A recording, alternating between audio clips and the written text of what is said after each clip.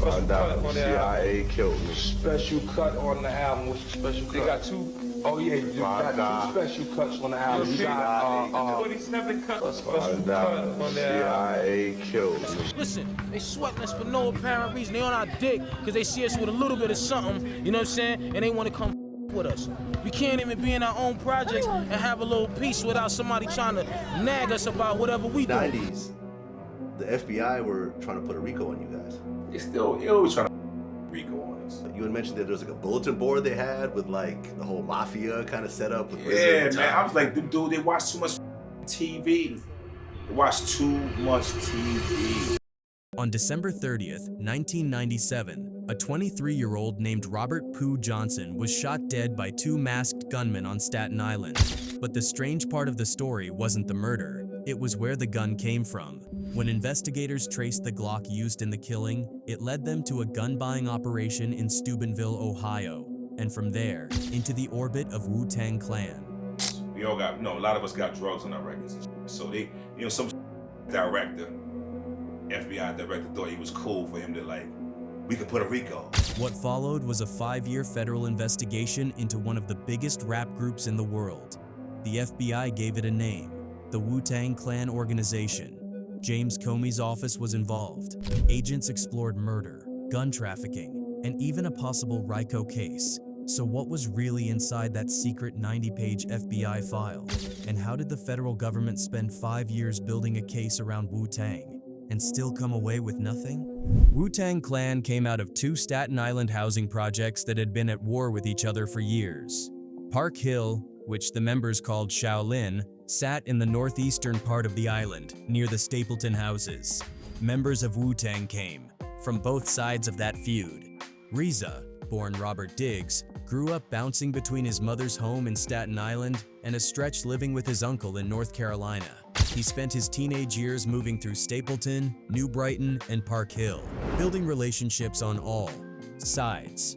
By the late 1980s, he was part of a crew of stick-up kids and street dealers who would eventually become the core of Wu-Tang.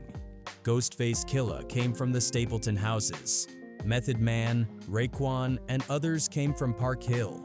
Staten Island had one of the highest violent crime rates in New York City through the late 80s and early 90s. It's an old story, but I took a bullet, you know what I'm saying? What I mean by I took a bullet, I came into the industry, you know what I'm saying, a little blinded, got a little bullet on me, wounded me up, put out the wrong.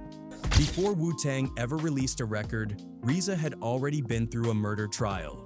In 1991, he shot a man named Willie Walters in Steubenville, Ohio, the same small city that would later surface in the FBI investigation. He was charged with felonious assault with intent to kill and was facing 8 years in prison. Reza claimed self-defense, telling the court it was a 4-on-1 situation. He went to the prison law library and educated himself on cases similar to his own. On April 23, 1992, the jury acquitted him. The prosecutor who brought the case, Chris Becker, later told the Village Voice, "I guess I wasn't that good a prosecutor back then."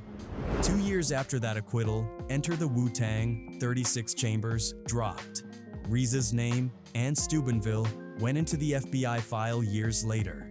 ODB, born Russell Tyrone Jones in Brooklyn's Bed-Stuy neighborhood, was Reza's cousin and also a cousin of GZA. The three of them had grown up together and were rapping as a trio, calling themselves the Force of the Imperial Master, before Wu-Tang was ever a concept.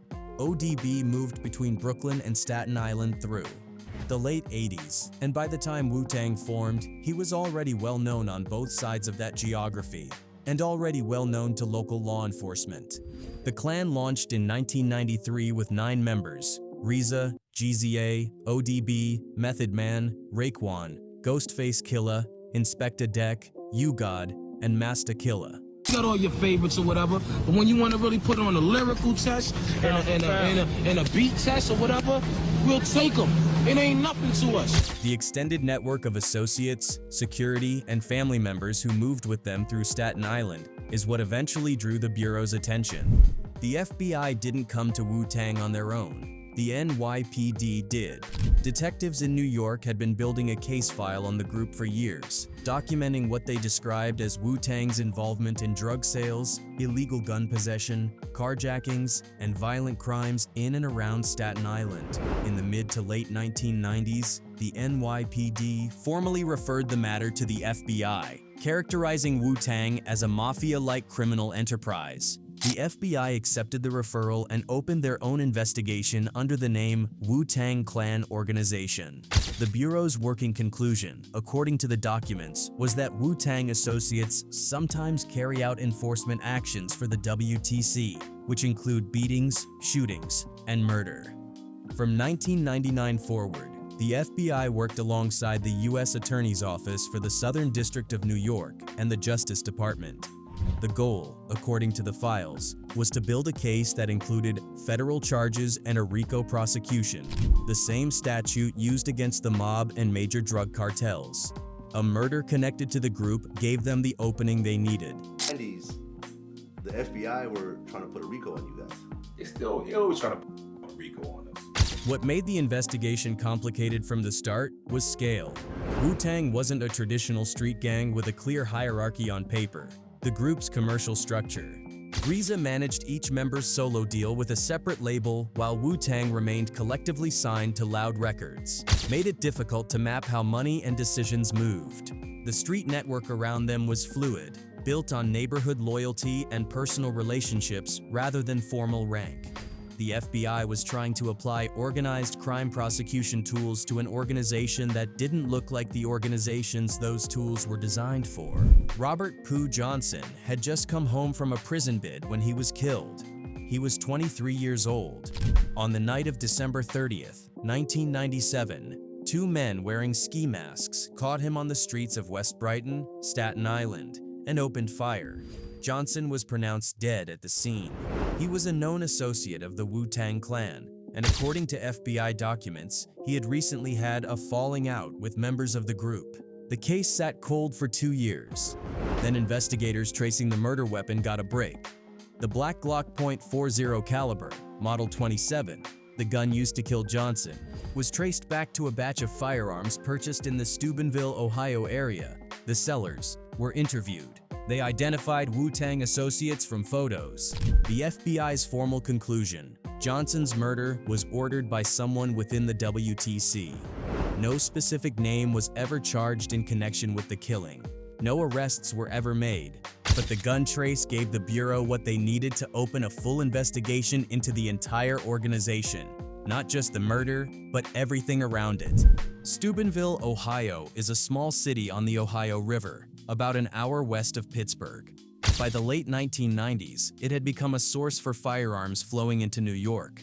A Wu-Tang associate with ties to the area had been making bulk gun purchases from a local gun store. The FBI alleged that the group purchased numerous guns from the Steubenville, Ohio area, and that gun store employees had ID'd multiple Wu-Tang associates from photographs shown to them by investigators. The Ohio connection wasn't just documentary. Law enforcement had caught it in real time. Ohio State Police pulled over a vehicle with New Jersey license plates near Steubenville. ODB, born Russell Tyrone Jones, was in the car. Officers found a shotgun, ammunition, and a gun holster in the vehicle. The stop went into his FBI file as part of the gun trafficking investigation. They don't got nothing better to do. Why they ain't not doing no hills with them other people?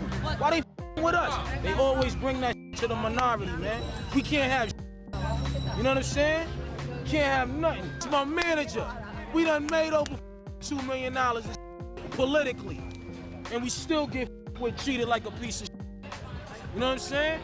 At least one of those Ohio guns, the Black Glock .40 Model 27, had already been used in a murder on Staten Island. RZA had already been acquitted of shooting someone in that same city, and someone had just gotten killed with a firearm that came back to Wu-Tang. The 1999 murder of a 17-year-old named Jerome Estrella was about to make it worse. On June 20th, 1999, a 17-year-old named Jerome Estrella, known on Staten Island as Boo Boo, was shot and killed. The gunman was a Bloods gang member named Brian Humphreys. Humphreys was arrested. When he was facing serious time, he decided to Cooperate with federal prosecutors. What Humphreys told investigators opened a new front in the Wu-Tang case. According to his testimony, Estrella had robbed Riza's brother. Shortly after, Humphreys said he heard from a man known as Uncles, who told him they would likely come after Estrella over the robbery, with the implication that Riza wanted the situation handled. The FBI documented this testimony and opened a formal murder inquiry into Riza. Raekwon was pulled into it separately. Investigators had information that Raekwon's cousin had also been robbed, and that a $30,000 bounty was circulating for the murder of a man named Corey Brooker, who was connected to the same incident. According to investigators, both Ford and Humphreys said the bounty came down through the same network of Wu-Tang associates who had been flagged in the Pooh Johnson case. Riza was never charged. Neither was Raekwon.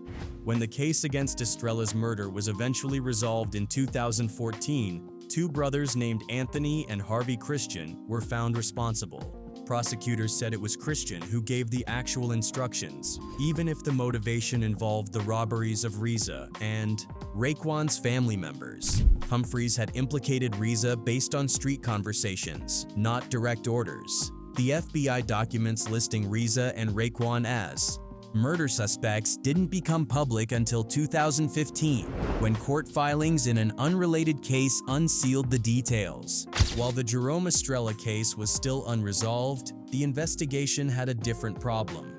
ODB's personal file had become a document of its own kind of chaos. The FBI's individual file on ODB ran 94 pages.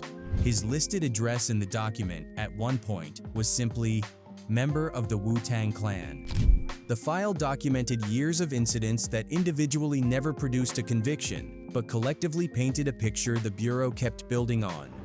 In 1995, ODB drove to a New York welfare office in a limousine with MTV cameras rolling behind him, walked in, and collected food stamps.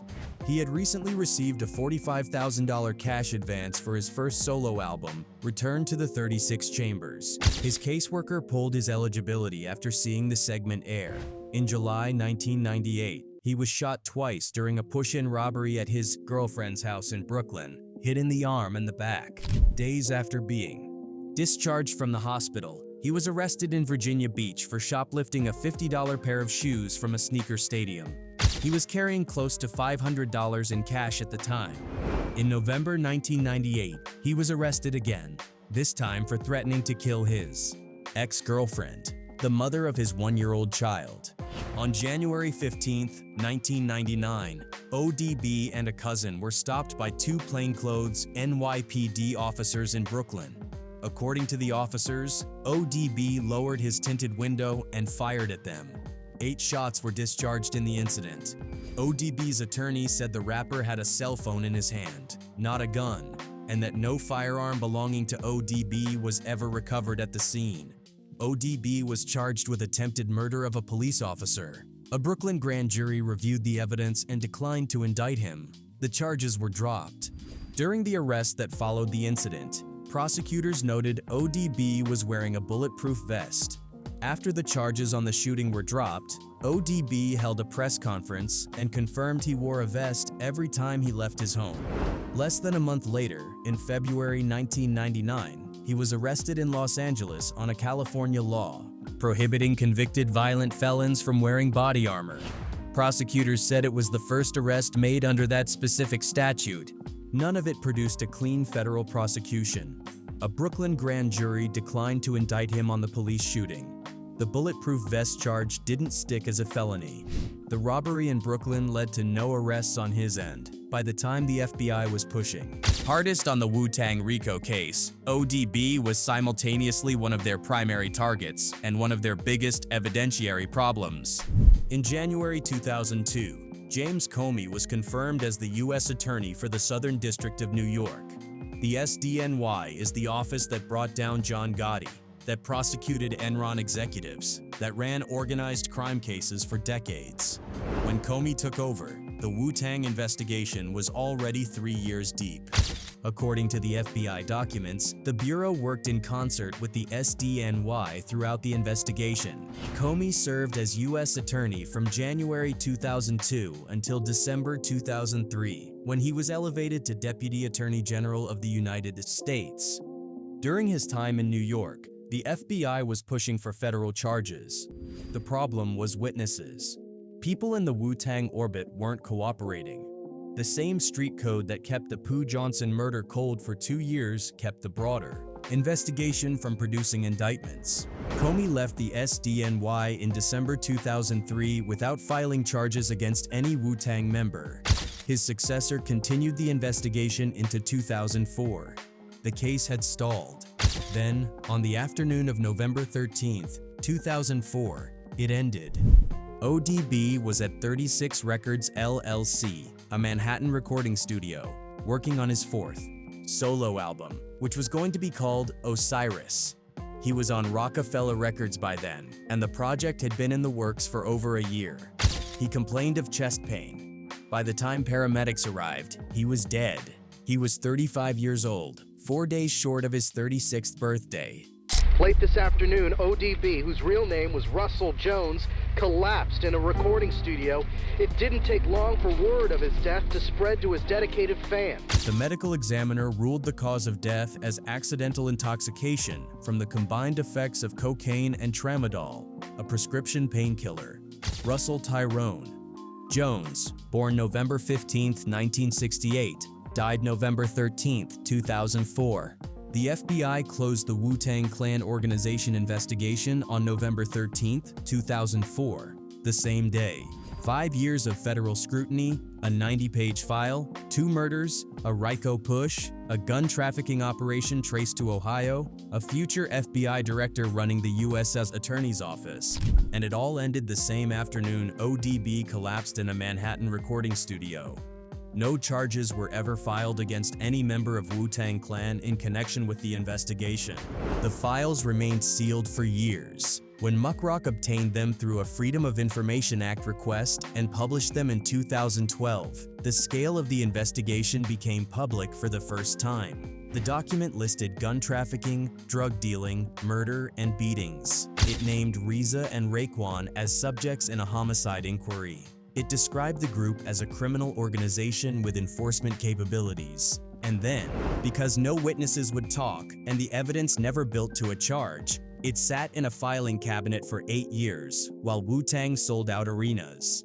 During the 5 years the FBI was building that file, Wu-Tang released Wu-Tang Forever, The W, and Iron Flag. Reza produced platinum records for Method Man, Raekwon, Ghostface, and GZA. ODB released Nigga Please on Elektra Records in 1999, the same year he was charged with attempted murder of a police officer and arrested in Los Angeles for wearing body armor. In 2018, Method Man and Ghostface Killah attended an event and were photographed standing next to James Comey. The group was aware by then of exactly who Comey was to their history. Nobody in the picture had ever been charged with anything.